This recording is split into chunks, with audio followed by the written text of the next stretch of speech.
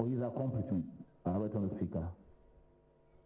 We now know, Right Honourable Speaker, that Jacob Oulanyah, or OG,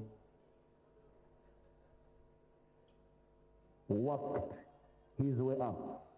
He did not climb up. He never was a social climber, but he worked his way to rise to where he rested. Right Honourable Speaker, when people see goodness in a person, they respond by reflecting goodness back to that person.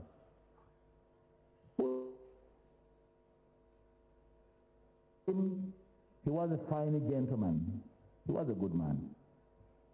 I have learned over time, Right Honourable Speaker, through my own engagement with people I agree and disagree with, that eventually leadership is about falling in love with the people and the people falling in love with you or loving you back.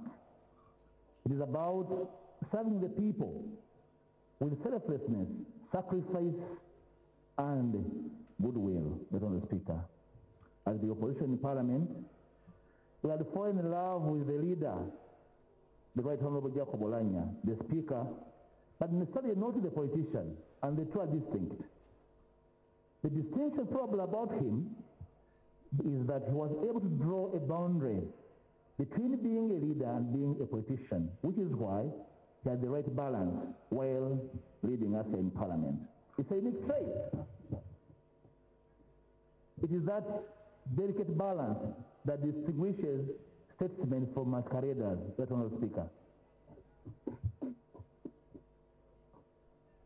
Right Honourable Speaker and colleagues, today we pay tribute to a man whose extraordinary eloquence, clarity in speech, and mastery of House rules and procedure made him unique as the presiding officer of parliamentary sessions.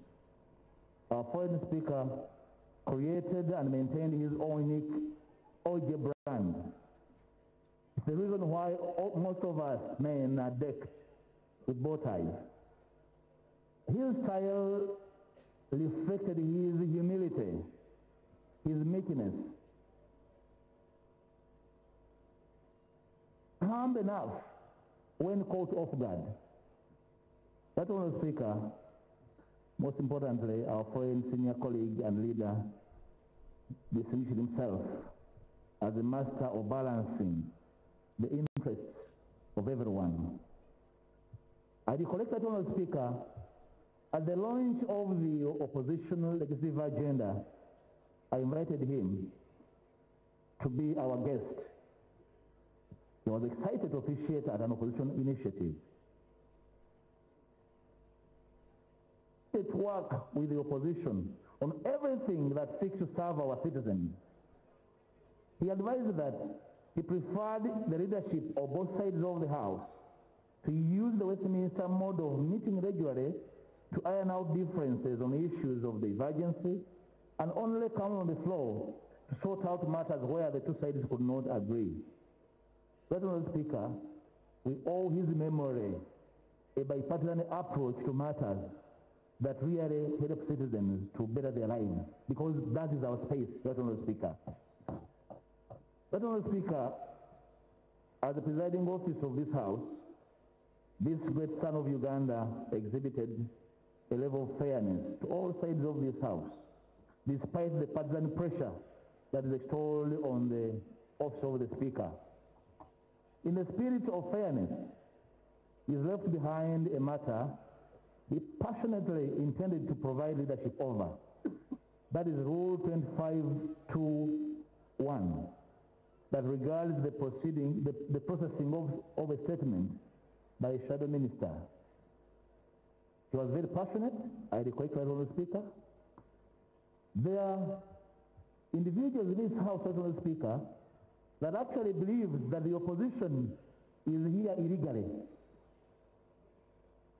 You know, that actually the opposition is such a bother and an intrusion that people are supposed to come here in Parliament and run through issues regardless.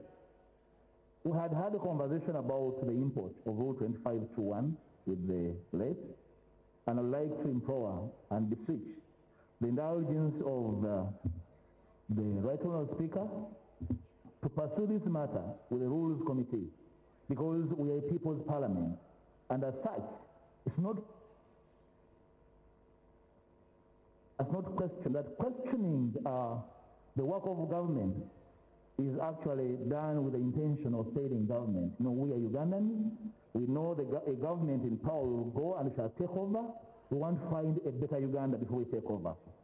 Right Honourable Speaker, before I take leave of this eulogy, may I take this opportunity to remind this august House of brief three issues before I take leave, as a matter of reflection, as we bid farewell for a brother, leader, comrade, friend, a parent like most of us.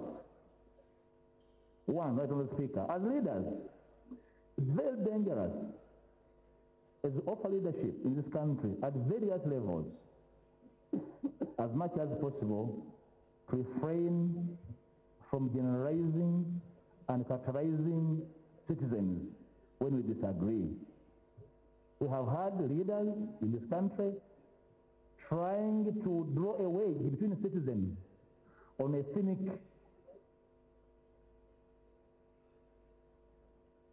The memory of OJ will not be served well with these partisan posturings, Right Honourable Speaker. We owe his memory the nature of politics, that is the embracing of our differences. Our differences are not a minus on this country.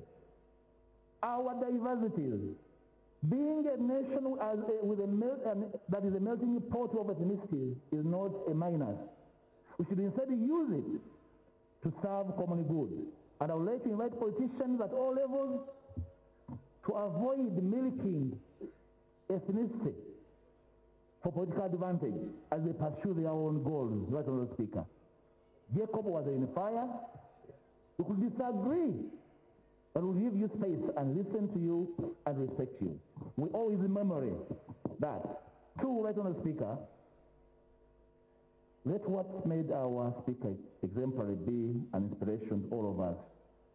The most important lesson he taught us is a commitment to duty. He committed himself to delivering on assignments given to him.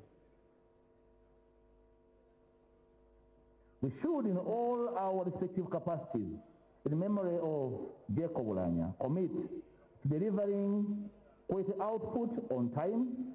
That is the best we can give to Uganda and the memory of our leader. The business of ministers running up from duty and giving excuses, and we lose time of parliament and waste taxpayers' money, should end. In the memory of OJ, a session at 2 o'clock was 4 o'clock and we process business. Right Honourable Speaker, we need to learn from his commitment to duty. Pretending to work shall not solve national problems. If you pretend, please go and pretend from home. Don't occupy public office. Last, Right Honourable Speaker, the Right Honourable Speaker and friend sadly passed on away from home. Right Honourable Speaker, his close friends, self for a few were able to travel, missed an opportunity to have a last word with him. And for me, that's very saddening. Not that he wanted OJ to die from his house. The point I'm making, Mr. Speaker, is that we need to do better. Right now, as Parliament, we engage in the budget process. I am waiting to see the level of commitment given this experience